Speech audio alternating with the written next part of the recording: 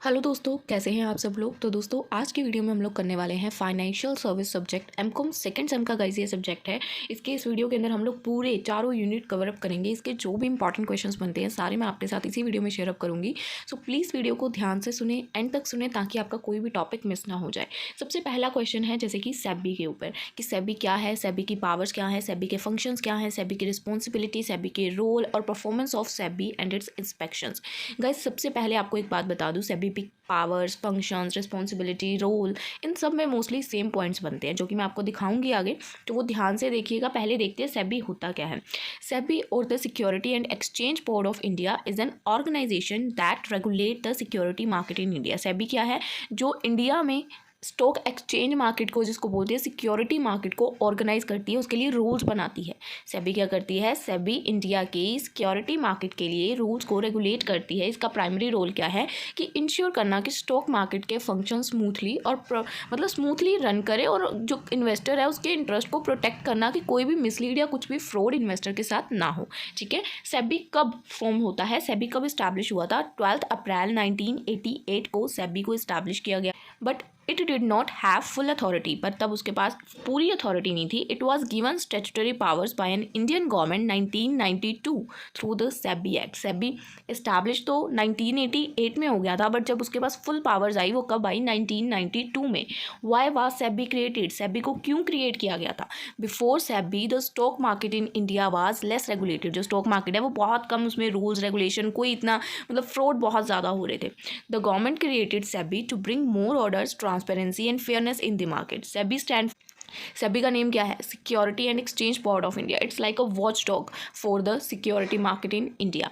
अब here's what SEBI does. क्या सेबी करता है? सिंपल लैंग्वेज में अगर आपको बेसिकली क्वेश्चन में पूछ लें कि सेबी क्या है, तो आप उसकी लेंथ इंक्रीज कर सकते हो कि हियर व्हाट सेबी डज, कि सेबी करता क्या है। सेबी का पहला काम क्या है? इन्वेस्टर को प्रोटेक्ट करना। सेकेंड काम क्या है सेबी का? कि मार्केट बिल्कुल फेयर रहनी चाहिए, कोई भी फ्रॉड नहीं होना चाहिए। थर्ड, मार्केट्स को हेल्प करनी ग्रो करने में, ताकि वो इंप्रूव करे, अच्छे से काम करे सब लोग। एंड फोर्थ, इंफॉर्मेशन को क्लियर ट्रांसपेरेंट रखना, ताकि सब तक वो इन्फॉर्मेशन ईजिली अवेलेबल हो। तो कुछ चार काम है जो सेबी बेसिकली मोस्टली करता है, सेबी ये करता है। अब सेबी के पावर्स, रिस्पॉन्सिबिलिटी, फंक्शंस, रोल, इनमें ना अगर आप पॉइंट को सोच के लिखेंगे, जाने कि पावर क्या है, तो पावर से लिंक करके लिखे। जैसे पेपर में आपको आ जाता है कि पावर्स लिखो, तो आपने जो भी पॉइंट्स अभी मैं बताऊंगी उनको पावर्स के साथ लिंक करके लिखना है। जैसे अगर कोई रिस्पॉन्सिबिलिटी पूछ लें तो पॉइंट्स हेडिंग्स वही रहेंगी, रिस्पॉन्सिबिलिटी से लिंक करके लिख देना, उसके अंदर एक्सप्लेनेशन। फंक्शंस आएंगे तो रिस्पॉन्सिबिलिटी फंक्शन से लिंक करके लिख देना। अभी देखो क्या है, पावर्स, फंक्शन जो भी है। पहला तो रेगुलेशन, स्टॉक मार्केट का क्या पावर है, क्या फंक्शन है, क्या रूल है, क्या बोल सकते हो आप लोग रिस्पॉन्सिबिलिटी है। पहला रिस्पॉन्सिबिलिटी क्या है कि रूल सेट करना। सेबी का क्या काम है? रेगुलेशन सेट करना। So SEBI set rules and guidelines for how stock exchange and the security market should operate. पहला काम सेबी का सभी पॉइंट्स में, पावर हो, रिस्पॉन्सिबिलिटी, फंक्शन, रोल, सब में पहला काम क्या है? रूल सेट करना। सेकंड, इन्वेस्टर को प्रोटेक्ट करना। ठीक है। थर्ड क्या है? Registering and regulating market practices, यानी कि SEBI has the authority to register and regulate various market participants. कि सेबी के पास ये अथॉरिटी है कि बहुत जितने भी पार्टिसिपेंट्स हैं सबको वो रजिस्टर कर सकती है, रेगुलेट कर सकती है, चाहे वो ब्रोकर है, सब ब्रोकर है, मर्चेंट ब्रोकर है या पोर्टफोलियो मैनेजर है। तो ये कहीं ना कहीं हेल्प करती है उसको मेंटेन करने में, क्या ऑर्डर एंड क्या डिसिप्लिन है सिक्योरिटी मार्केट का, क्योंकि रजिस्ट्रेशन एंड रेगुलेशन सब कुछ सेबी देखती है। फोर्थ क्या है? Conduct investigation and taking action. अगर सेबी को लगता है कि कुछ भी गलती है, या सेबी को लगता है कि यहाँ पे इन्वेस्टिगेशन होनी चाहिए, if there are any suspicious activity और violation of the market rules, SEBI can investigate. उसके पास ये पावर है कि वो किसी भी बुक ऑफ रिकॉर्ड्स को इन्वेस्टिगेट कर सकती है, पार्टिसिपेट्स टेक नेसेसरी एक्शंस ले सकती है, पेनल्टीज लगा सकती है, उस बंदे को बैन कर सकती है, कुछ भी कर सकती है। नेक्स्ट क्या है? Regulating takeover and mergers. SEBI oversee and regulate the process. SEBI क्या करती है? चेक करती है एंड प्रोसेस को ओवरसी करती है। Takeover and mergers to ensure that कि जो ये एक्टिविटीज़ कंडक्ट हो रही हैं वो फेयरली हों, ट्रांसपेरेंट हों, इन्वेस्टर जो इंटरेस्ट है शेयर होल्डर्स का वो प्रोटेक्टेड रहे। नेक्स्ट क्या है? Developing the security market. SEBI works किसके ऊपर करती है? कि पॉलिसीज़, रूल्स वगैरह उसने डेवलप करने हैं, मार्केट को, इंफ्रास्ट्रक्चर को एनहांस करना, उसको मोर एफिशिएंट और मोर सिक्योर बनाना है। Next, oversee mutual fund. SEBI जो है regulate mutual funds to ensure that कि वो भी ट्रांसपेरेंट रहे। म्यूचुअल फंड्स का भी ऑपरेटिंग जो है सेबी ही करती है, रूल्स वगैरह सेट करती है। And that interest of investors are protected. Main focus वहाँ पे भी कहाँ पे होता है कि इन्वेस्टर्स प्रोटेक्ट रहे। सेबी का लास्ट मेन फंक्शन, रोल या जो भी आप लोग बोल सकते हो, रिस्पॉन्सिबिलिटी क्या है कि उसने इंश्योर करना है कि मार्केट में ट्रांसपेरेंसी बनी रहे। कंपनीज जो है एक्यूरेट टाइमली इंफॉर्मेशन पब्लिक को प्रोवाइड करती रहें, जो बताए कि उनके पैसे कहाँ जा रहे हैं, कहाँ अप्लाई किए जा रहे हैं, कहाँ इन्वेस्ट किए जा रहे हैं। अभी हमने ये क्वेश्चन में ये किया, ठीक है, power, responsibility, function, role. I hope आपको ये हेडिंग्स क्लियर है, बिल्कुल बेसिक है। सेबी तो आपको सबको आते हैं ना। अलग से यहाँ पे फंक्शंस एंड रोल भी लिखे थे, मैंने चेक भी किया सारा, बट हेडिंग्स ऑलमोस्ट सेम आ रही है। देखो फंक्शंस में भी इन्वेस्टर्स को प्रोटेक्ट करना, regulate the market, fair practices यानी कि ट्रांसपेरेंसी वाला हो गया, मॉनिटर करना, रजिस्टर करना मार्केट के पार्टिसिपेंट्स को, एजुकेट करना इन्वेस्टर्स को, टेक ओवर एंड मर्जर वाला भी ऊपर किया हमने, डेवलप करना मार्केट को। तो अगर आप इसको अलग अलग करेंगे तब भी हेडिंग्स वही है, अगर आप कंबाइन करके करेंगे तब भी हेडिंग्स वही है, बस अंदर जो एक्सप्लेनेशन है, अब इसके अंदर एक्सप्लेनेशन चेंज होगी थोड़ी सी। सेबी इंश्योर करती है कि जो इन्वेस्टर्स है वो चीटिंग ना करें, उनके इंटरेस्ट को प्रोटेक्ट करती है। मतलब इसको आपको फंक्शन के साथ लिंक करके लिखना है कि इसका एक मेन फंक्शन है कि प्रोटेक्ट द इन्वेस्टर, ये इसका मेन रोल है कि प्रोटेक्ट द इन्वेस्टर। जो भी टॉपिक आपको पेपर में पूछेंगे आपको उसके साथ लिंक करके पॉइंट्स लिख देने, ठीक है। तो फ्रेंड्स चलिए अब हम देखते हैं हमारा नेक्स्ट क्वेश्चन कि फाइनेंशियल सर्विसेज क्या है, उसके फीचर्स क्या है, सिग्निफिकेंस क्या है, क्लासिफिकेशन, कंपोनेंट, मैकेनिज्म। पहले फाइनेंशियल सर्विसेज क्या होती है आपको पता है।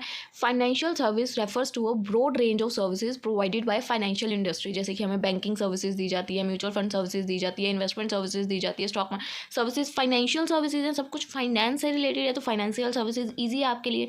अब क्या इसकी क्लासिफिकेशन है, क्या टाइप्स हैं, क्या कॉम्पोनेंट है, तीनों में सेम पॉइंट्स आएंगे। क्लासिफिकेशन, टाइप्स या कॉम्पोनेंट्स सब में बोल सकते हो। पहला क्या है टाइप, बैंकिंग सर्विसेज देती है। Second investment services.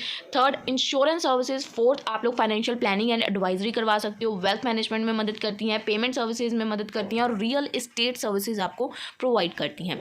तो आप लोग ये देख सकते हो। अब आपको ये हेडिंग्स किस बात को ध्यान में रख के याद करनी है कि फाइनेंशियल सर्विसेज है, ठीक है। हमें कौन कौन सी फाइनेंशियल सर्विसेज मार्केट में अवेलेबल मिलती हैं, बैंक्स मिलते हैं, इन्वेस्टमेंट हम लोग कर सकते हैं, इंश्योरेंस सर्विसेज हमें मिलती है, हम लोग प्लानिंग एंड एडवाइजेज ले सकते हैं, फाइनेंसेस को अपने कैसे मैनेज करना है, अपनी वेल्थ को मैनेज करने के लिए सर्विसेज ले सकते हैं, पेमेंट सर्विसेज ले सकते हैं। पेमेंट सर्विसेज हम यूज़ करते हैं ना, मोबाइल पेमेंट वगैरह, ये भी बैंकिंग मतलब फाइनेंशियल सर्विसेज ही है ना, आपके पास ऑनलाइन सिस्टम है। और रियल एस्टेट सर्विसेज तो आपको बाय और सेल करने के बाद, तो मेन फाइनेंशियल सर्विसेज में आपके पास ये सारे क्लासिफिकेशन, कॉम्पोनेंट्स या टाइप्स अवेलेबल होते हैं।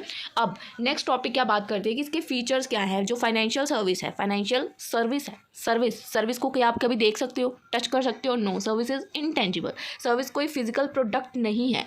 सेकंड फीचर क्या है कि ये कस्टमर ओरिएंटेड होती है, कस्टमर की नीड को ध्यान में रख के हम लोग इसमें काम करते हैं। Third trust and confidence, financial services rely किसके ऊपर करती है, हैविली ऑन ट्रस्ट। अगर मैं किसी के ऊपर ट्रस्ट ही नहीं करती तो मैं उसको अपनी फाइनेंशियल सिचुएशन के बारे में कैसे बताऊंगा। है variety of services, financial services industry एक वाइड रेंज ऑफ सर्विसेज है, बहुत सारी सर्विसेज आपको यहाँ पे मिलती है। एक्सपर्टीज एंड एडवाइस मिलती है, आपको एक्सपर्टीज एंड एडवाइस मिलती है। Regulation and compliances, financial services जो है हैविली रेगुलेटेड होती है कि उनको ऑपरेटली जो फेयरली ऑपरेट करना है, ट्रांसपेरेंसी होनी है, बेस्ट इंटरेस्ट देना है कस्टमर को, तो पूरे रूल्स रेगुलेशंस का फॉलो करती हैं। इंटरमीडिएरी रोल्स को प्ले करती है। Financial services often act as a intermediary between server and borrower, server और बोरोवर के बीच में एक इंटरमीडिएरी का काम करती हैं। टेक्नोलॉजी ऑब्वियसली यूज़ होती है इसमें। मॉडर्न फाइनेंशियल सर्विसेज हैविली जो टेक्नोलॉजी के ऊपर रिलाई करती है। और कस्टमाइजेशन, बहुत सारी फाइनेंशियल सर्विसेज हैं जिनको कस्टमर की नीड के अकॉर्डिंग कस्टमाइज़ किया जाता है। लास्ट रिस्क मैनेज हो जाता है। अब इसके हमने फीचर्स किए, अब इसके सिग्निफिकेंस क्या बनते हैं, फिर वही है कि फाइनेंशियल सर्विसेज में आप अपनी मनी इनकी हेल्प से मैनेज कर सकते हो, अपने ड्रीम्स को सपोर्ट कर सकते हो, जो भी आपका पैसों को लेकर रिस्क है उसको प्रोटेक्ट कर सकते हो, अपनी वेल्थ बिल्ड कर सकते हो। फैसिलिटेटिंग ट्रांजैक्शंस को, फैसिलिटी मतलब आपको ट्रांजैक्शंस मिल चुकी है ना, अब हर जगह आप जाते हो, कहीं पे भी जाके आप लोग ऑनलाइन पेमेंट कर सकते हो। प्रमोट करती है इकोनॉमिक ग्रोथ को। फाइनेंशियल सर्विसेज एक बैकबोन है हमारी इकोनॉमी की। अगर सोचो हमारी इकोनॉमी में कुछ भी ऑनलाइन ना हो फाइनेंशियल सर्विसेज, तो क्या हाल होगा इस दुनिया का। क्योंकि बहुत सारे लोग आज के टाइम पे इसके ऊपर रिलाई कर चुके हैं कि बैंक्स में जाके पैसे निकलवाने का आलस बहुत हो चुका है। ऑनलाइन बहुत कुछ मतलब करने का सारा काम हो चुका है अब तो।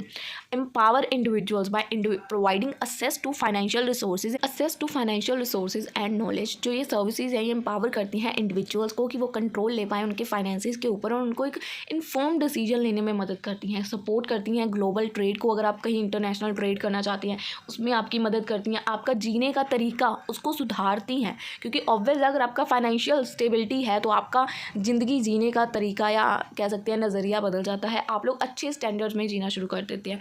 Fostering stability and confidence, regulations and oversight ensure करती है कि जो फाइनेंशियल सर्विसेज हैं वो ऑपरेट हों फेयर, ट्रांसपेरेंट, स्टेबल मैनर में, और जो भी एक ट्रस्ट और कॉन्फिडेंस कहीं ना कहीं कस्टमर के अंदर बिल्ड हो जाता है कि हाँ ये बंदा ट्रस्टवर्दी है, हम इस पर ट्रस्ट कर सकते हैं। तो फ्रेंड्स अभी हमने फीचर एंड सिग्निफिकेंस किए, तो आपने देखा होगा ऑलमोस्ट पॉइंट सिमिलर है, मतलब मिलते जुलते हैं अगर आप बनाना चाहो।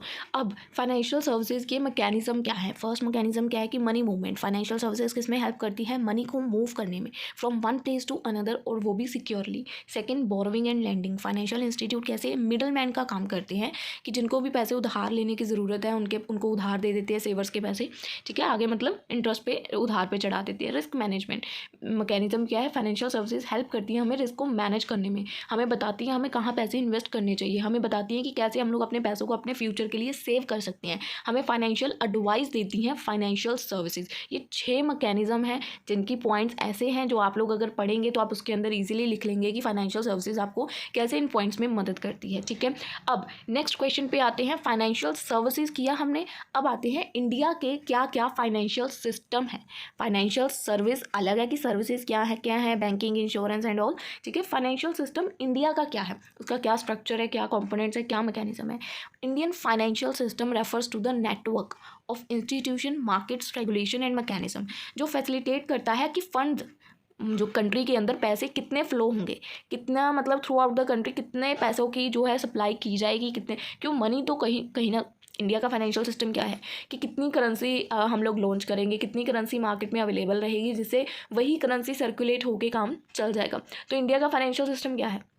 It's like a circulatory system of the economy, जो इंश्योर करेगा कि मनी स्मूथली मूव करे from saver to borrower and investor, कि मनी ईजिली मूव करे, मनी को मूविंग करने में कोई दिक्कत ना आए। तो ये इंडियन फाइनेंशियल सिस्टम की रिस्पॉन्सिबिलिटी है। अब इसके कंपोनेंट्स क्या है, क्या क्या फाइनेंशियल इंस्टीट्यूशंस अवेलेबल हैं। सबसे पहले financial institutions, Indian financial system के अंदर बहुत सारे इंस्टीट्यूशंस हैं जिसमें से पहला है फाइनेंशियल के अंदर आते हैं हमारे बैंक्स जो बैंकिंग वगैरह की सर्विसेज देती है। Second non bank and non banking financial companies, जो ये बैंक्स हैं they are don't hold a banking license, जिनके पास बैंकिंग लाइसेंस नहीं है।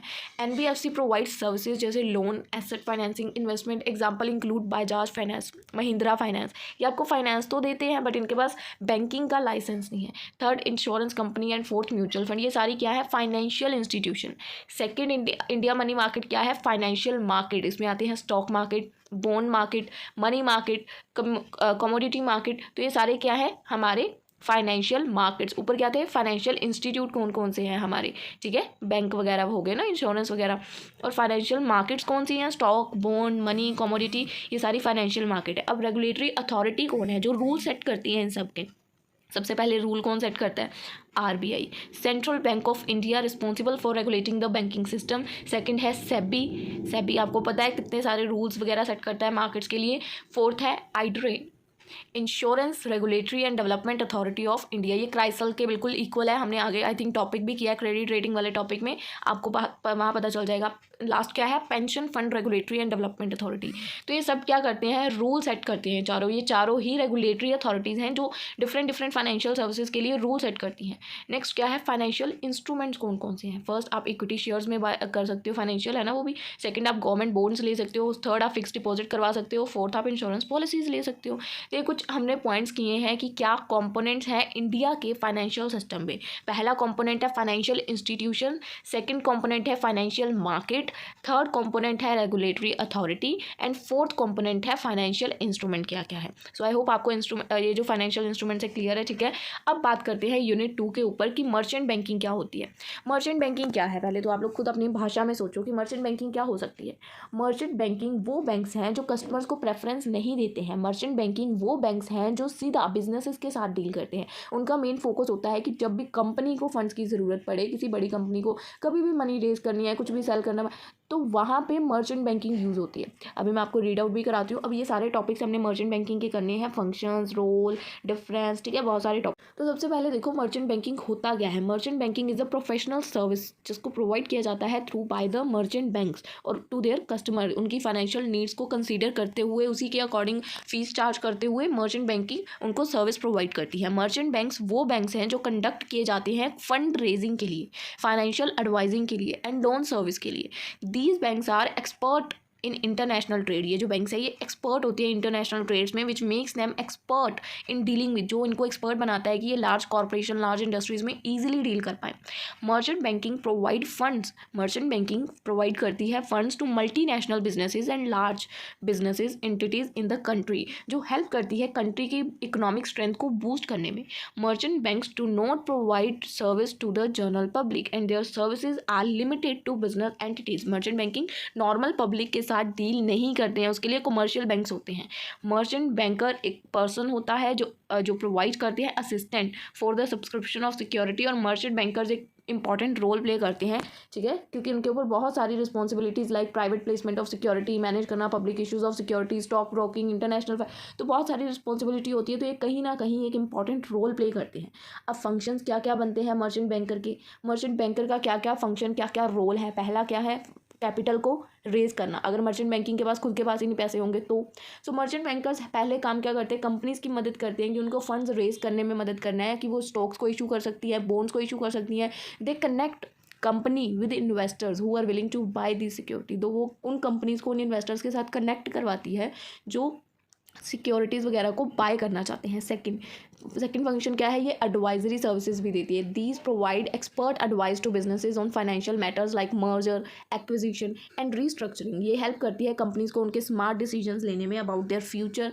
थर्ड, अंडर राइटिंग की सर्विस भी प्रोवाइड करती है। मर्चेंट बैंकर ऑफ्टन गारंटी करती है कि जो भी शेयर्स अनसोल्ड रह जाएंगे ना, या जो भी बॉन्ड्स अनसोल्ड रह जाएंगे company during the initial public offering, तो वो उसको ये कहती है कि हम लोग उसको बाय कर लेंगे। तो ये कहीं ना कहीं उनका जो नई इशूइंग कंपनी मार्केट में आती है उसका रिस्क कहीं ना कहीं कम हो जाता है कि कोई शेयर अनसोल्ड नहीं रहेगा, मर्चेंट बैंकर उसको ले लेंगे अगर उसके लिए कोई इन्वेस्टर नहीं मिला।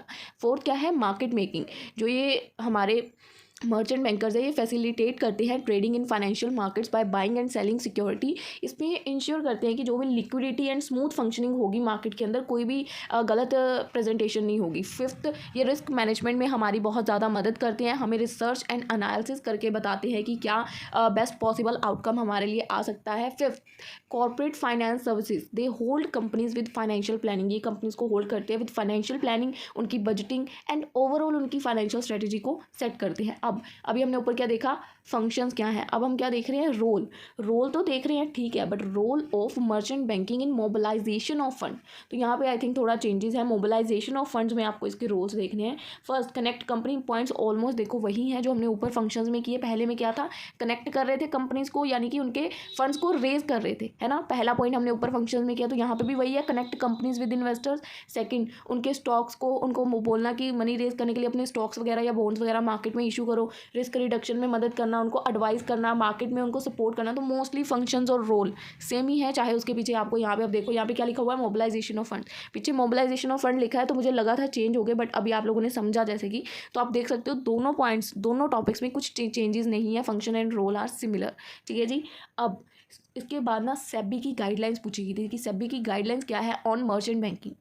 सेबी क्या बोलती है कि अगर आपको एक मर्चेंट बैंकर बनना है तो क्या उसके लिए रूल्स हैं। पहले तो आपको खुद को as a merchant banker register करवाना पड़ेगा, अप्रूवल लेना पड़ेगा, रूल्स को फॉलो करना पड़ेगा, आपके पास इनफ मनी होनी चाहिए, आपको सब कुछ अपना बताना पड़ेगा कि मतलब जो भी आपकी क्लाइंट्स की नीड्स हैं, क्या चाहता है, कितना आप रिस्क लोगे, कितनी आप फीस लोगे, क्या आपका कन्फ्लिक्ट ऑफ इंटरेस्ट, एवरीथिंग।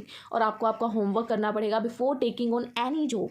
तो मर्चेंट बैंकर्स को उनकी रिसर्च करनी पड़ती है, स्टे इन लाइन रहना पड़ता है। ये नहीं है कि आप अपने नए काम करने शुरू कर दे रहे हो बीच में, तो आपको रिकॉर्ड्स वगैरह बनाने पड़ते हैं, सेबी के साथ कोऑपरेट करना पड़ता है। पेनल्टीज़, अगर आप कोई भी रूल्स फॉलो करने में फेल हो जाते हो then you should have to pay the penalty to the SEBI. So ये कुछ कह सकते हो आप लोग इसके जो है सेबी की गाइडलाइंस है जो एज अ मर्चेंट बैंकर को फॉलो करनी पड़ती है। अब डिफरेंस क्या है मर्चेंट बैंकिंग और नॉर्मल बैंकिंग में।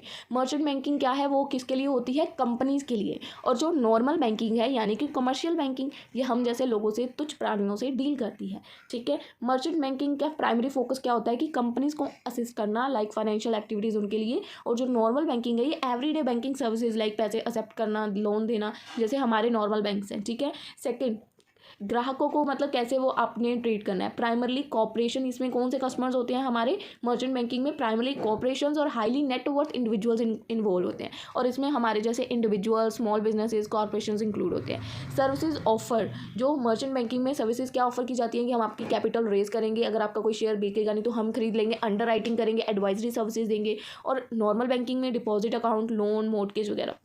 तो गाइज ये डिफरेंस बहुत ईजी है, जो हमने ऊपर पढ़ा ना बिल्कुल बेसिक उसी के बेस पे लिखा हुआ है, तो आप लोग रीड करेंगे आपको इजीली क्लियर हो जाएगा। उसके बाद हमारा नेक्स्ट क्वेश्चन क्या है, डिपॉजिटरी सर्विस क्या है। कोई दो डिपॉजिटरी सर्विस बताओ। रेगुलेटरी एस्पेक्ट क्या है डिपॉजिटरी सर्विस के। पहले डिपॉजिटरी सर्विस होता क्या है। Depository services are like digital safe for your investment, जिसके बारे में आपके पास डिपॉजिटरी जो सर्विसेज हैं वो फाइनेंशियल सर्विसेज होती हैं, जो आपको एज ए इन्वेस्टर अलाउ करती हैं कि आप होल्ड कर सकते हो, ट्रांजैक्ट कर सकते हो सिक्योरिटीज़ को इन इलेक्ट्रॉनिक फॉर्म।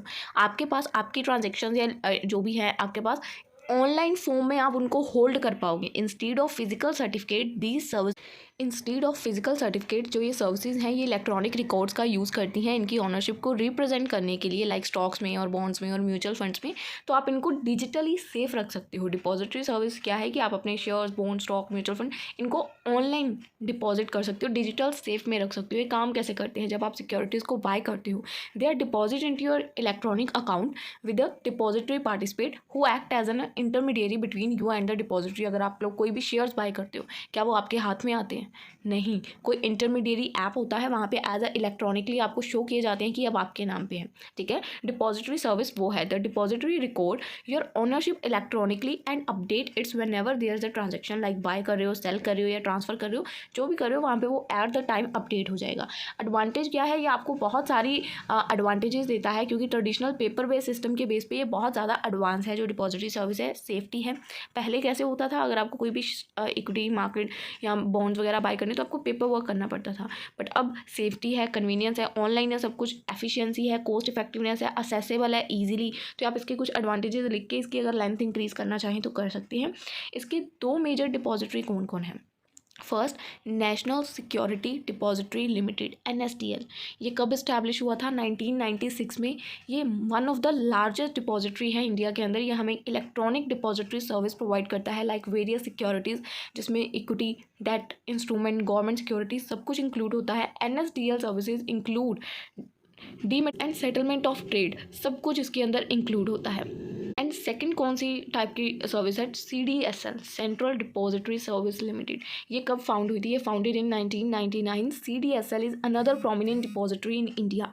ये ऑफर करती है, सिमिलर है NSDL की तरह ही, ये भी dematerialization, account maintenance, settlement services provide करती है, but CDSL also provide value added services like e-voting, electronic access to corporate action. ठीक है, ये दो कुछ चीज़ें हमें एक्स्ट्रा भी प्रोवाइड करती है। तो दो मेन डिपॉजिटरी सर्विसेज हैं जिनको आप लोग यहाँ पे लिख सकते हो। सो यहाँ पे ये क्वेश्चन इसकी कंक्लूजन है। आफ्टर दैट इसके रेगुलेटरी एस्पेक्ट्स क्या है, क्या रूल्स हैं डिपॉजिटरी सर्विस के, क्या रूल्स हैं। पहले, who in charge, who is in charge. Regulatory bodies का कौन इन चार्ज है? सेबी, जो इनको देखता है, मेक श्योर करते हैं कि सब कुछ स्मूथली और फेयरली रन करें। सेकेंडली एस्पेक्ट रूल्स क्या है? परमिशन रिक्वायर होती है। अगर आपको डिपॉजिटरी सर्विस स्टार्ट करनी है सो कंपनीज को अप्रूवल की ज़रूरत होती है। प्लेइंग बाय द रूल्स, कुछ स्पेसिफिक रूल्स हैं जो एज अ डिपॉजिटरी सर्विस आपको फॉलो करने पड़ेंगे अगर आप उसमें काम करते हो। Keeping and I, regulators regularly, जो सेबी है वो चेक करता है, इंश्योर करता है कि आप फॉलोइंग रूल्स को फॉलो कर रहे हो कि नहीं कर रहे हो। और सेबी का लास्ट जो आपको पता ही है मेन की इन्वेस्टर को उसने प्रोटेक्ट करना है इन रूल्स को फॉलो करवा के। नेक्स्ट क्या है? Legally sound, there is a strong legal framework supporting depository service. Strong legal framework है जो इसको सपोर्ट करता है। लॉज एंड रेगुलेशंस डिफाइन करते हैं कि क्या राइट्स, क्या रिस्पॉन्सिबिलिटीज़ है, सबके लिए इन्वॉल्व है, from the depository itself to the investors. इसमें आप लोग एक साथ काम करते हो। Regulations collab with other organisations and industries group to improve regulation and address any challenges. कोई भी चैलेंजेस आते हैं उनको ईजिली हैंडल कर पाना with help of this easy हो जाता है। अब बात करते हैं हमारे यूनिट 3 की। यूनिट 3 में आते हैं हमारा लीजिंग का टॉपिक। बहुत ईजी टॉपिक है। लीजिंग होता क्या है, पहले आप मेरी वर्डिंग में सुनिए। लीजिंग होता है कि अगर, सबसे पहले सुनिए लीजिंग होता क्या है, मेरी वर्डिंग में सुनिए। लीजिंग क्या है? लीजिंग वो है अगर मेरे को कोई चीज़ चाहिए बट मैं उसको बाय नहीं करना चाहती, तो मैं उसको एज अ रेंट पे किसी से ले लूँगी। जब तक मुझे ज़रूरत है मैं उसको यूज़ कर लूँगी। अब इससे क्या होगा, स्पेसिफिक टाइम पीरियड के लिए जब मुझे ज़रूरत थी वो चीज़ भी मेरे पास आ गई, मेरे ऊपर पैसों का ज़्यादा बर्डन भी नहीं पड़ा, क्योंकि बाय करते तो वो कहीं ना कहीं महंगी पड़ती। ठीक है। तो ये होती है लीजिंग। अब यहाँ पे लिखा क्या हुआ, लीजिंग होता क्या है, लीजिंग इज़ लाइक रेंटिंग, कि रेंट, आप रेंट पे कोई चीज़ ले रहे हो, but for big things like car, equipment, even buildings. अब देखो, अगर आपको कोई बिल्डिंग पे कुछ, जैसे हम लोग यार कोई शादी फंक्शन ही होता है, कोई पैलेस बुक करवाते हैं ना, खरीदते तो नहीं है, हमें स्पेसिफिक टाइम पीरियड के लिए वो चाहिए। अगर हम खरीदेंगे तो कितने का पड़ेगा और रेंट पे लेंगे कितने का पड़ेगा, आपको ऑटोमेटिकली समझ आ जाएगा। इसी को बोलते हैं लीजिंग।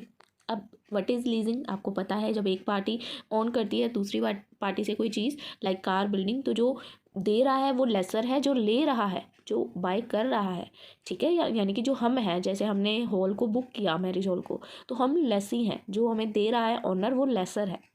अब ये काम कैसे करता है, let's say you want to use a car but don't want to buy it outright, आप उसको खरीदना नहीं चाहते, आपको सिर्फ यूज़ करना है, तो आप उसको लीज पे ले लोगे कंपनी से, ठीक है। अब इसके एडवांटेज क्या है, फर्स्टली आपको कॉस्ट कम पड़ेगी, आपको सिर्फ रेंट पे करना पड़ेगा, बाइंग चार्जेस नहीं है, प्रिडिक्टेबल पेमेंट्स होंगी, यानी कि लीज एग्रीमेंट टिपिकली इन्वॉल्व होते हैं फिक्स, आप फिक्स कर सकते हो कि मंथली हम आपको इतनी पेमेंट करेंगे। Third, access to newer asset, आपके पास अब असेस हो जाता है, लीजिंग इनेबल कर देता है access to newer more advance equipment आपके पास अवेलेबल हो जाता है, व्हीकल अवेलेबल हो जाता है हाई प्राइस टैग वाला, बट आपने उसके लिए हाई प्राइस पे नहीं किया, आपको नया एसेट यूज़ करने के लिए मिल गया विद एडवांस फीचर, जबकि उसके लिए आपने उतनी पेमेंट नहीं पे की, आपने सिर्फ रेंट पे किया। हाँ, बट वो आपको बिलोंग नहीं करेगा, बट आप उसका यूज़ कर पाओगे for a rent purpose. Next, आपको इसमें टैक्स बेनिफिट मिलते हैं, फ्लेक्सिबिलिटी होती है, आप लीजिंग में उसको यूज़ कर सकते हैं टर्म्स को फॉलो करके। अब डिसएडवांटेज क्या है कि ओनरशिप आपकी नहीं होती, अगर आपने कोई चीज़ रेंट पे ली है तो वो रेंट वाली ही रहेगी, आपको संभाल के ही यूज़ करनी पड़ेगी, संभाल के ही यूज़ करनी पड़ेगी, आपका उसके ऊपर कोई हक नहीं होगा। टोटल कॉस्ट जो है ओवर टाइम कई बार ज़्यादा आ जाती है, अगर आप मंथली लीज पेमेंट करते हो वो कहीं ना कहीं आपको कम पड़ती हैं, और इसकी जगह अगर आप परचेज़ कर लेते हो तो वो कहीं ना कहीं आपको सस्ता पड़ता है। कई बार होता है जब हम लीजिंग पे कोई चीज़ लेते हैं तो उसके ऊपर रिस्ट्रिक्शंस होती हैं, पेनल्टीज़ होती है कि इसके साथ ऐसा नहीं करना, उसके साथ वैसा नहीं करना, इतनी माइलेज की लिमिट है, इतनी पेनल्टीज़ होगी, अगर ख़राब हो गया तो ये होगा, तो कुछ रिस्ट्रिक्शंस होती हैं, लिमिटेड कस्टमाइजेशंस होती है। Leasing asset usually can't be customise, तो वो कस्टमाइज़ नहीं होते अकॉर्डिंग, जैसे अगर हमने कोई चीज़ लीज़ पे लेनी है तो उसको हम कस्टमाइज़ करके थोड़ा ले सकते हैं, वो जैसी है हमें वैसे ही लेनी पड़ेगी। हम ये थोड़ा बोलेंगे मुझे कार चाहिए पर सिर्फ उसमें 2 बंदों के लिए कार चाहिए, 4 सीटर कार है यार, 2 बंदों के लिए कैसे देंगे, तो कस्टमाइजेशन नहीं होती, कमिटमेंट होती है कि आपको उसका ध्यान रखना है, सर्टिफाइड पीरियड के लिए वो चीज़ आपके पास होती है। लीजिंग के कुछ रूल्स एंड रेगुलेशन टर्म्स होती हैं जो फॉलो करनी होती हैं। अब पैरामीटर्स क्या आते हैं, parameters while evaluating lease as a financial option. Parameters क्या है जब आप लीज को एज अपना फाइनेंशियल ऑप्शन मानते हो। पहले तो की पैरामीटर्स हैं जब हम लोग इवेल्युएट करते हैं कि लीज एक फाइनेंशियल ऑप्शन है। First, cost, compare the total cost of lease versus purchase the asset. अब देखो, जो इसके लीज़ के टाइप होते हैं ना, 2 टाइप के होते हैं, एक आई थिंक नॉर्मल होता है जिसमें हम लोग रेंट वगैरह पे करते हैं, एक होता है फाइनेंशियल ऑप्शन। फाइनेंशियल ऑप्शन में क्या होता है कि आप लीज़ को ले तो रहे हो लीज़ पे चीज़ को, बट एट द एंड आपको लग रहा है कि यार हमने इतने पैसे तो पे कर दिए, थोड़े और देंगे तो ये चीज़ पे करके हमारी ही हो जाएगी, तब आप उसके जो बचे हुए पैसे होते हैं वो भी पे कर देते हो और वो चीज़ को आप परचेज कर लेते हो, ठीक है। फाइनेंशियल ऑप्शंस आपके पास कुछ अवेलेबल होते हैं जो आपको आगे बताऊंगी। फर्स्ट हम लोग इसमें देख रहे हैं इसके पैरामीटर क्या है। फर्स्ट, कॉस्ट, जिसको आप कंपेयर कर सकते हो कि अगर आप परचेज करते हो या लीज पे लेते हो कौन सी चीज़ आपको सस्ती पड़ेगी। टर्म्स, लेंथ, कंसीडर कर सकते हो the length of the lease term, कि अगर तो शॉर्टर टर्म के लिए लेना है तो आपके लिए ये सही है, हाई लीज पेमेंट्स नहीं आएंगी, बट अगर आप लंबे समय के लिए ले रहे हो बट लोग use for a long period. इसके बाद इंटरेस्ट रेट क्या है, अगर आपकी लीज इंक्लूड इसमें financial determines and interest of rate, implicit interest of rate include है, this effect can overall cost, तो कहीं ना कहीं ये जो इंटरेस्ट है ये आपकी ओवरऑल लीज की कॉस्ट को इफेक्ट करेंगे। आप उसको ये अल्टरनेटिव फाइनेंशियल ऑप्शन के साथ उसको कंपेयर भी करके देखिए।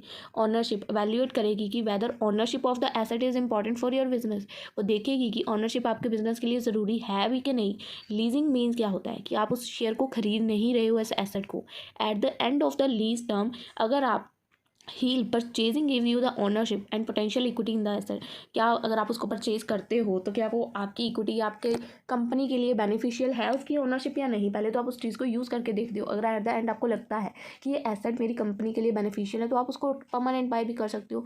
नेक्स्ट, आपको फ्लेक्सिबिलिटी मिलती है, मेंटेनेंस एंड सर्विसेज इंक्लूड होती हैं, टैक्स इंप्लीकेशन होता है, रेजिडुअल वैल्यूज़ होती है, यानी कि consider the residual values of the asset eight the end of the lease term. अगर आपके पास ऑप्शन है कि आप उसको परचेज कर सकते हो, so evaluate whether is a reasonable compare, कि जो आप एक्सपेक्ट कर रहे हो और जो आपको लीज की वैल्यू आ रही है मोस्टली सिमिलर है तो आप उसको बाय कर लो। रिस्क मैनेजमेंट होता है, फाइनेंशियल रेशियोज होती हैं। तो गाइस इसके बिल्कुल बेसिक से पॉइंट्स हैं लीजिंग के, जिसमें आप आई थिंक कुछ लिख पाओगे। अब लीजिंग का स्ट्रक्चर क्या होता है, lease structure is about designing the term structure terms and regulation जो कंडीशंस होती हैं कि अगर लीज एग्रीमेंट हो रहा है तो क्या क्या टर्म्स एंड कंडीशंस होंगी। पहले तो लीज के स्ट्रक्चर में आप क्या करोगे, पहले तो एक एसेट आइडेंटिफाई करोगे जिसको आप लोगों को उधार पे दोगे कि रेंट पे ले लो, तो आपके पास कोई एसेट होना चाहिए। फर्स्ट आप उस एसेट को डिसाइड करोगे, चाहे वो कंप्यूटर है, व्हीकल है, प्रॉपर्टी है या कोई भी कुछ भी है, ठीक है। देन आप लीज टाइप को डिटरमाइन करोगे कि किस टाइप का आपका लीज टाइप है, यानी कि ऑपरेटिंग लीज या फाइनेंस लीज। यस, दो टाइप्स के होते हैं, operating lease and finance lease. Operating lease में क्या होता है कि आप नॉर्मल रेंट पे कर रहे हो और उस चीज़ का यूज़ कर रहे हो, आपको आपका परचेजिंग का कोई ऑप्शन नहीं, ठीक है। सेकंड टाइप में क्या होता है कि आप फाइनेंस लीज कर रहे हो, यानी कि आप उसको मंथली पेमेंट्स कर रहे हो फाइनेंस की, आपने उसका सेट करवा दिया कि हम लीज पे कर रहे हैं, हमें इसको परमानेंट थोड़ी देर के लिए यूज़ करना है।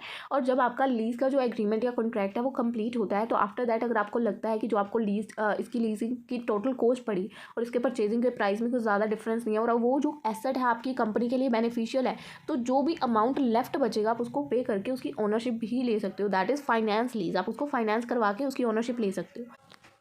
तो दो तरीके के टाइप्स होते हैं। अब ये आपकी लीज टाइप डिटरमाइन करने में मदद करती है कि आपका जो लीज टाइप है वो किस टाइप का है, ठीक है। क्योंकि ऑपरेटिंग लीज होता है ये मोर लाइकली कि आप रेंट पे ले रहे हो, जबकि जो फाइनेंस लीज है ये मतलब एक तरह से होता है कि हम लोग बस खरीदने के पास ही हैं, खरीद रहे हैं, फाइनेंस करवा ली यार हमने कोई चीज़, एक तरह से ऐसे समझ लो। जब तक हमारी सारी किस्तें नहीं चली जाती वो चीज़ एक तरह से हमने रेंट पे ले रखी है, जब वो पूरी किस्तें चली गई तो वो चीज़ की ओनरशिप हमारी हो गई, तो इसको बोलते हैं फाइनेंस लीज ईजिली लैंग्वेज में, ठीक है। तो आपको ये चूज़ करना है कि कौन सी टाइप आपकी लीज के लिए सफिशिएंट है। उसके बाद आप उसकी टर्म्स को सेट करोगे, उसके बाद आप पेमेंट का स्ट्रक्चर इस्टेब्लिश करोगे, उसके बाद आप पेमेंट परचेज के ऑप्शंस को कंसीडर करोगे कि क्या क्या ऑप्शंस आप लोग अवेलेबल करवाओगे। उसके बाद आप मेंटेनेंस एंड सर्विसेज की कॉस्ट वगैरह इंक्लूड करोगे, फैक्टर्स टैक्स को इम्प्लीमेंट करोगे, address insurance and liability determine करोगे कि who is responsible for insuring the asset, who bear the liability in case of damage, कि कौन, अगर कोई प्रोडक्ट जैसे मेरे पास कोई एसेट है मैं किसी को आगे रेंट पे दे देती हूँ और वो डैमेज हो जाता है तो कौन रिस्पॉन्सिबल होगा।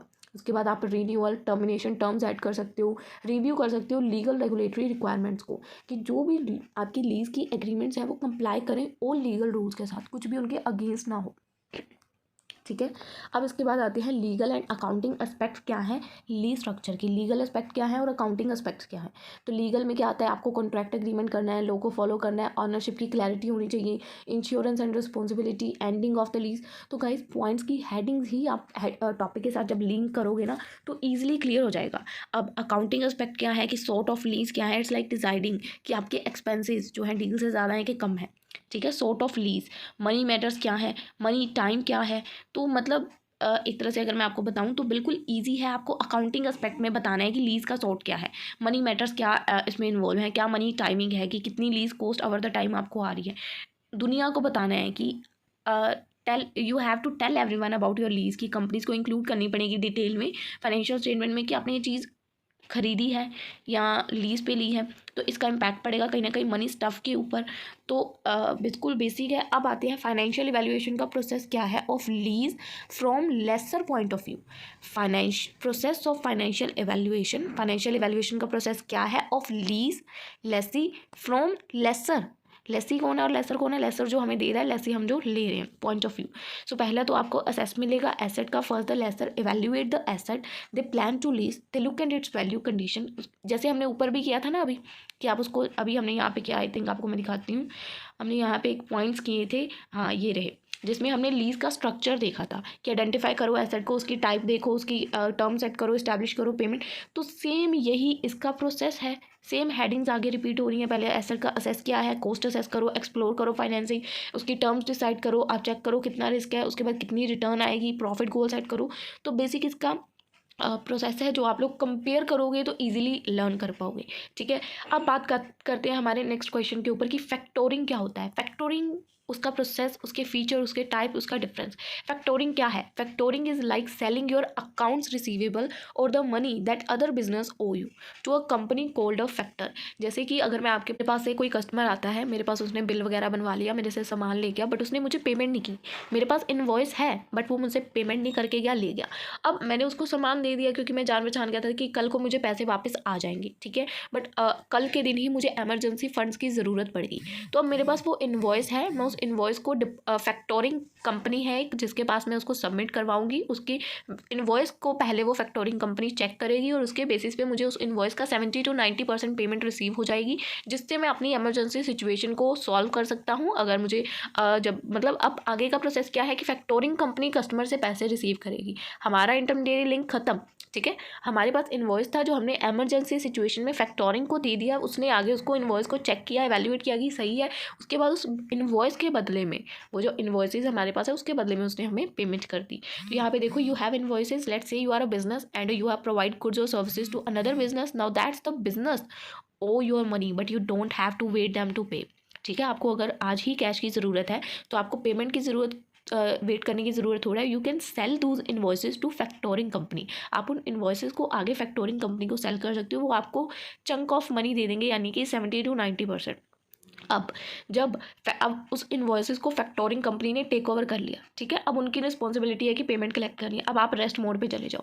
जब वो फैक्टोरिंग कंपनी कस्टमर से पेमेंट जो है रिसीव कर लेगी, उसके बाद फैक्टोरिंग अपनी उसमें से फ़ीस को डिडक्ट करके जो भी आपके पैसे बचेंगे वो आपको वापस कर देगी। पहले वो उसको रिटेन करके रखेगी, एक कुछ परसेंटेज आपके पास अपने पास रखेगी, यानी कि आपको 70 to 90 के बीच में कोई भी परसेंटेज दे सकती है, बाकी वो होल्ड करेगी जब तक कस्टमर से पेमेंट रिसीव नहीं हो जाती, ठीक है। आफ्टर दैट वो आपको आपके बाकी पैसे दे देगी। अब इसके फीचर्स क्या है, आपको क्विक कैश मिल जाती है, बेटर आपका कैश फ्लो होता है, कोई आपके ऊपर डेट शो नहीं होता है, रिस्क इजीली दूसरे बंदे पे फैक्टोरिंग पे ट्रांसफर हो जाता है, कस्टमर क्रेडिट चेक हो जाता है, क्योंकि जब फैक्टोरिंग कंपनी को हम अपना बिल्स देते हैं तो वो चेक करती है कि जिसके भी बंदे के ऊपर ये हमें दे रहा है वो एक्चुअल में पेमेंट करता भी है या नहीं, वो उधार पे लेके लोगों के साथ फ्रॉड तो नहीं करता। फ्लेक्सिबल फाइनेंसिंग हो जाती है, प्रोफेशनल कहीं ना कहीं कलेक्शन प्रोफेशनल बंदे कलेक्ट करते हैं पैसों को, कॉन्फिडेंशियलिटी होती है, कस्टमर को पता ही नहीं चलता कि उसका बिल आगे फैक्टोर कर दिया गया है।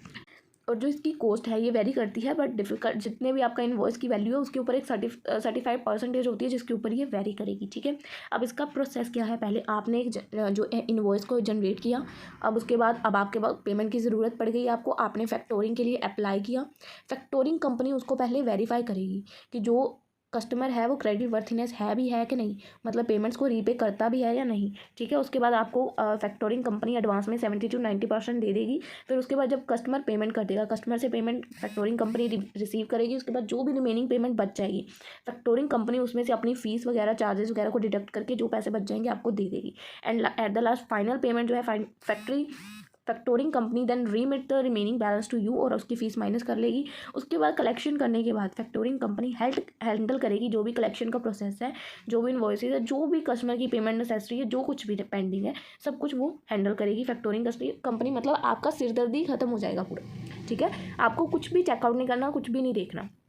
नेक्स्ट क्या है कि इसके टाइप्स क्या हैं, रिकोर्स फैक्टरिंग। पहला क्या है, रिकोर्स फैक्टरिंग। इसके अंदर क्या टाइप है कि अगर कस्टमर पैसे पे नहीं करता तो आपको पे करने पड़ेंगे। अगर मैंने कोई कस्टमर अपना लिया, मैंने उसका बिल काटा, मैंने उसको आगे फैक्टरिंग कंपनी को दे दिया, ठीक है। बट अगर with in 90 days I think something time period है, उसके अंदर कस्टमर पे नहीं करता, अगर रिकोर्स फैक्टरिंग हो रही है तो उसके अंदर I am responsible for that amount, क्योंकि फैक्टरिंग कंपनी अपने पल्ले से नहीं भरेगी, ठीक है। टू रीपे जो भी उसने कंपनी ने मुझे एडवांस में 70 to 90% दिए, अगर मेरा क्लाइंट वो पूरी 100% पेमेंट नहीं करता तो मुझे वो रिफंड करने पड़ेंगे, फर्स्ट टाइप के अंदर। सेकेंड, इसके अंदर सारा का सारा सिरदर्द फैक्टरिंग कंपनी के ऊपर हो जाता है, वो सारे लॉस को खुद ऑब्जर्व कर लेती है।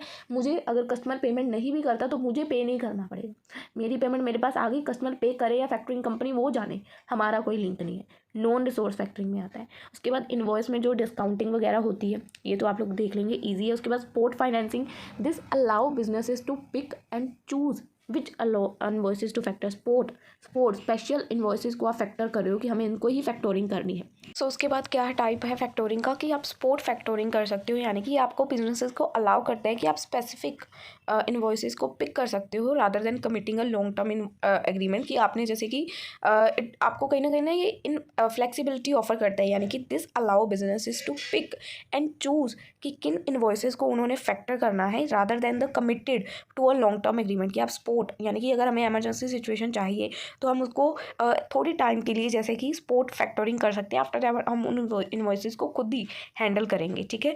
फिफ्थ क्या है, बल्क और whole turnover factoring. Here the business factors all of its invoicing with the factoring company. It's suitable for businesses जिनको आउटसोर्स की ज़रूरत पड़ती है उनके अकाउंट्स को रिसीवेबल मैनेजमेंट करने के लिए, ठीक है। एक्सपोर्ट फैक्टरिंग कर सकते हो, design the for businesses selling goods and services internationally. This type provide financing and credit management services for export cell. इसमें आप लोग फॉरेन करेंसी को हैंडल कर सकते हो, transaction, credit risk assessment etcetera. अब फैक्टोरिंग और बिल डिस्काउंटिंग में क्या डिफरेंस है, बहुत बेसिक सा डिफरेंस है। फैक्टोरिंग में क्या करते हो आप लोग, आपकी जो भी थर्ड पार्टी को आप रिसीवेबल्स सेल कर देते हो, और बिल डिस्काउंटिंग में आप एक्सचेंज या प्रॉमिसरी नोट्स देते हो, ठीक है। इसमें आपकी जो फैक्टोरिंग कंपनी को ओनरशिप ट्रांसफ़र हो जाती है डेट की, और इसमें कंपनी जो है खुद रिटेन करती है क्योंकि कंपनी डिस्काउंटिंग कर रही है। रिस्क ऑफ नॉन पेमेंट, ये डिपेंड करता है ऑन द टाइप कि आपने कौन सी यानी कि फैक्टोरिंग करवाई है, रिकोर्स फैक्टरिंग है या नॉन रिकोर्स फैक्टरिंग है, ठीक है। उसके बाद बिल ऑफ डिस्काउंट में कंपनी जो है रिस्क को रिटेन करती है। गाइस बहुत ईजी सा डिफरेंस है, आप लोग एक बार रीड करेंगे आपको समझ आ जाएगा। जो हमने अभी तक ऊपर पढ़ा एग्जैक्ट उसके जैसा ही है, कुछ ज़्यादा चेंजेस नहीं है। तो फ्रेंड्स अब हम बात करते हैं हमारे यूनिट 4 की। यूनिट 4 में हमारा सबसे पहला क्वेश्चन है म्यूचुअल फंड क्या होते हैं, इसके क्या क्लासिफिकेशन फैक्टर्स। तो म्यूचुअल फंड क्या होते हैं ये मुझे आपको बताने की ज़रूरत नहीं है। बहुत एक बड़ी सी बास्केट होती है जहाँ पे लॉट ऑफ पीपल अपनी मनी को इन्वेस्ट करते हैं और उसको दे के आगे स्टॉक्स, बॉन्ड्स, अदर एसेट्स में इन्वेस्ट कर दिया जाता है। अब म्यूचुअल फंड कैसे वर्क करता है, पूलिंग मनी, जहाँ पे आप सब लोग अपने पैसों को इकट्ठे करते हो, पूल टुगेदर हो जाती है वो मनी, और other investors who have similar goals, उनकी मनी सारी वहाँ कलेक्ट हो जाती है, तो एक पोर्ट ऑफ मनी क्रिएट हो जाती है जिसको आगे वो इन्वेस्ट कर सकते हैं। Professional management, mutual funds are manage by professional funds manager, जो डिसाइड करते हैं कि पैसे आगे कहाँ इन्वेस्ट करने हैं। वो बाय करते हैं, सेल करते हैं different assets like stock, bond, mix of both based on fund objective. उसके बाद वो डिवर्सिफाई कर देते हैं, यानी कि by investing in a mutual fund you spread your money across the many different investments. ये कहीं ना कहीं रिस्क को रिड्यूस कर देता है, क्योंकि एक इन्वेस्टमेंट कई बार हो सकता है अच्छी ना आ जाए, but it's like the hurt your overall investment. उसके बाद types of funds, there are different types of mutual funds जो कि डिफरेंट इन्वेस्टमेंट्स को, गोल्स को, रिस्क एप्रोचिएटिव्स को जो है कह सकते हैं सूट करते हैं। For example there are equity fund that invest in stock, bonds, other investments in funds. तो यहाँ पे आपको रिटर्न्स और रिस्क भी कम होता है, रिटर्न्स अच्छी होती हैं, फीस एंड एक्सपेंसेस भी इनके मिनिमम से होते हैं जो भी डिडक्ट कर लेते हैं ये। And buying and selling, you can buy and sell mutual fund shares at the fund net asset value, जो कि कैलकुलेट होती है at the end of the each trading day, ठीक है जी। अब इसकी क्लासिफिकेशन क्या है, बाय एसेट क्लास। इसमें आप equity fund, bond fund, money market funds ये सब देख सकते हो। फर्स्ट क्लासिफिकेशन एसेट क्लास के अंदर। सेकंड बाय इन्वेस्टमेंट ऑब्जेक्टिव के अंदर आप इसके growth funds, income funds, balance funds देख सकते हो। मार्केट कैपिटलाइजेशन के अंदर आप इसके large cap fund, mid cap fund और स्मॉल कैप फंड्स को देख सकते हो। इन्वेस्टिंग स्टाइल के अंदर आप इसकी value fund, growth funds and blend funds. Guys mutual fund एक ऐसा टॉपिक है जिसके ऊपर आप में से मोस्टली लोगों को नॉलेज होगी, तो आप लोगों को ये टॉपिक आई थिंक आराम से पता होगा कि बाय स्पेशलाइजेशन जो कंपोनेंट है इसमें आपके सेक्टर फंड्स आ जाएंगे, इंडेक्स फंड आ जाएंगे और इंटरनेशनल फंड्स आ जाएंगे।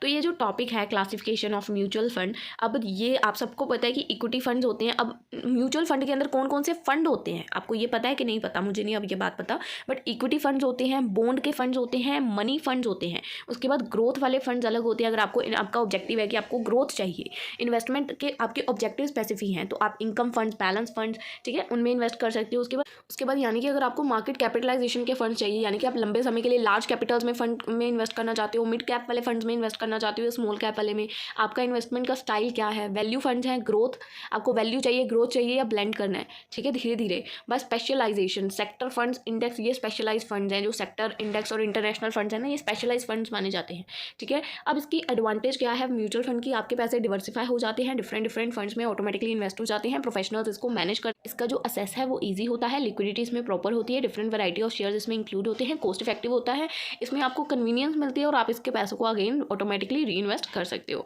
अब इसके फैक्टर्स कौन से हैं जो जब आपको म्यूचुअल फंड्स को सिलेक्ट करना है तो जिसको ध्यान में रखना है, फर्स्ट आपको देखना है कि आपका इन्वेस्टमेंट का गोल क्या है, सेकंड आप कितना रिस्क ले सकते हो, थर्ड आपको फंड की परफॉर्मेंस को इवैल्यूएट करना है, फोर्थ आपको उसकी फीस और खर्चे देखने हैं, फिफ्थ फंड मैनेजर कौन है, फंड टाइप क्या है, कि कहाँ आपके पैसे डिवर्सिफाई होंगे, इन्वेस्टमेंट का इनका हॉरिजोन क्या है, क्या इनके फंड का इनकी फंड्स की लिक्विडिटी है, क्या टैक्स की कंसिडरेशंस ये उसके ऊपर अप्लाई करें। अब म्यूचुअल फंड का स्ट्रक्चर क्या है, first investors, people like you and me, जो अपने जैसे हमने स्टार्टिंग में भी किया था पूल मनी वाला, ठीक है। तो वही है, पहले इन्वेस्टर्स हम लोग उसमें पैसे डालेंगे, पैसे कलेक्ट हो जाएंगे, फंड मैनेजर उसको देखेगा, फिर अकॉर्डिंग टू देयर इन्वेस्ट करेगा। तो सिंपल पॉइंट्स हैं, आप लोग रीड करेंगे, सेम जैसे ऊपर था वैसे ही था, यहाँ पे भी देखो how it all works, you invest money. तो ये वाले में आप लोग इसके पॉइंट्स रीड कर लो, शायद आपको दिक्कत आएगी।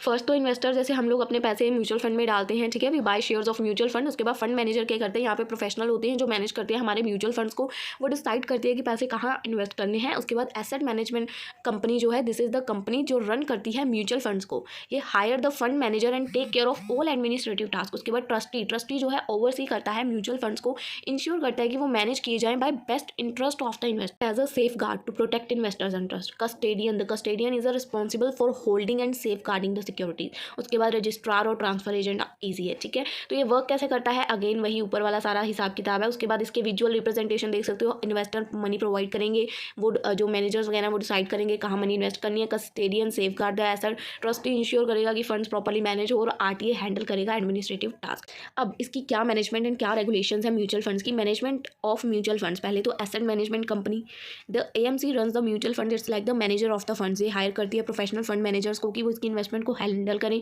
फंड मैनेजर डिसाइड करता है कि पैसे कहाँ इन्वेस्ट करने हैं। ट्रस्टी, फिर से वही पॉइंट्स है ऊपर वाले ही आपने अभी किए, ठीक है।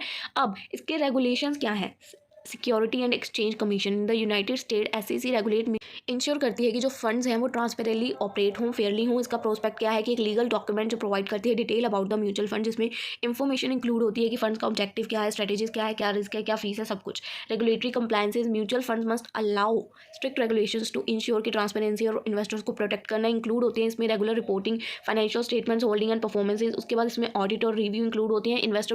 इन्वेस्टर प्रोटेक्शन को मेन रखा जाता है। अब इंडियंस का क्या एक्सपीरियंस है म्यूचुअल फंड के ऊपर। फर्स्टली प्रोफेशनली मैनेज होते हैं इनके पैसे, तो many people in India prefer करते हैं आज के टाइम में म्यूचुअल फंड्स को, क्योंकि प्रोफेशनल मैनेजमेंट है, एक्सपीरियंस बंदे उनके फंड्स को मैनेज करते हैं। Secondly diversified, third accessible easily होते हैं, जो डिफरेंट बजट्स में ये असेसिबल होते हैं। आप थोड़े से पैसों से भी इसको स्टार्ट कर सकते हो। Regulatory oversight, the amount mutual fund industry in India is regulated by SEBI. तो कहीं ना कहीं जो इसकी रेगुलेटरी अथॉरिटी है वो भी इसके जो है ग्रोथ में मदद करती है। उसके बाद इसमें टैक्स बेनिफिट्स मिलते हैं, कन्वीनियंस होती है, वैरायटी ऑफ ऑप्शंस आपके पास अवेलेबल होते हैं।